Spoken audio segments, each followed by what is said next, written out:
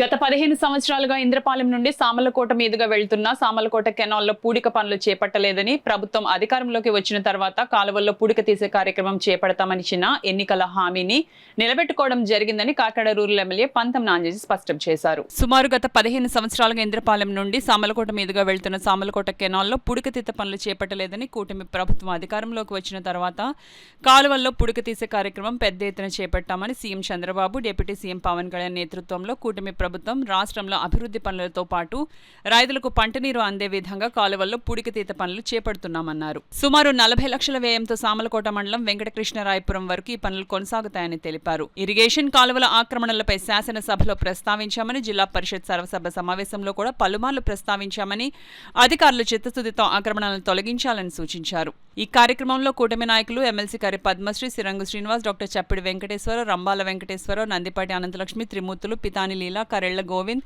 Doddipatla Apparao, PG Subbarao, Bandaru Murali, కుర్రా నాగబాబు, జోకా తాతాజీ, యలమంచిలి భాస్కర్, కనుపర్తి చిన్న, విజయలక్ష్మి, గంగయ్య, మెండు గోవింద్, మాలతి, రజనీ, భవానీ తదితర కూటమి నాయకులు, ఇరిగేషన్ అధికారులు ఆనంద్ కుమార్, ఏఈ షైని పాల్గొన్నారు. ఒక బహుశా 12 సంవత్సరాలు అయి ఉంటుంది. 12 సంవత్సరాల్లో దీంట్లో ఒక పొడి తీత కానీ, ఒక గుప్పుడు మట్టి కానీ ఈ కాలంలోంచి తీసిన పాపాన్ని పోలేదు. ఎందుకంటే ఇది ప్రధానంగా వచ్చి ఉప్పుటేరు కిందకి దిగవలసిన లాకుల కిందకి దిగవలసిన కాలం. ఇది ఎప్పుడు కూడా చెత్తతోటి, సూటికాడితోటి, పుడికలతోటి ఉన్నటువంటి కాలం. దీన్ని చాలా పరిశుభ్రంగా చేయడం జరుగుతుంది. దీని అంచనాలు 40 లక్షల రూపాయల అంచనాలతోటి దీన్ని చేయడం జరుగుతుంది. దీనివల్ల గంగనాపల్లి, ఇంద్రపాలెం, అలాగే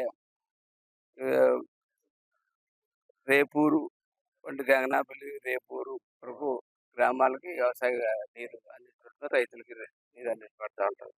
అలాగే ఈ కాలువ మీద 23,666 ఎకరాలు ఆయకట్టు టోటల్గా కాకినాడ రూరల్ కాన్స్టిట్యూన్సీలో ఉండడం జరిగింది. ప్రస్తుతం ఇది సామర్లకోటలో 3.44 కిలోమీటర్స్లో పనిచేస్తా ఉన్నాం.